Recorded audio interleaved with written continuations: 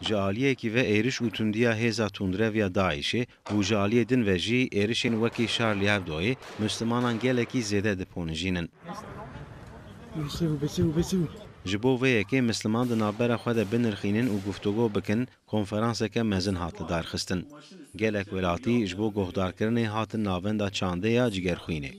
Perwerdekar û axaftanê konferansê Mücahit Bilîcî bi taybetî li ser rol û tevgerên Müslümanan sekinî û qala azadiya axaftinê kir. Panela me li ser mesela azadiya beyanê, hürriyeta fikri hürriyet.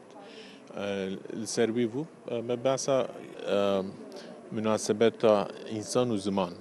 Bilîcî vê yekê destnîşan dike ku Müslüman xwedî azadiya gotin û vegotinê ne. Müslüman vê zemanê li yani li memleketê me li derva jî pirîciya ji ewkê dûr ketine jî vê prensîba İslamiyetê dûr ketine anka tiştê haka Daeş derketine.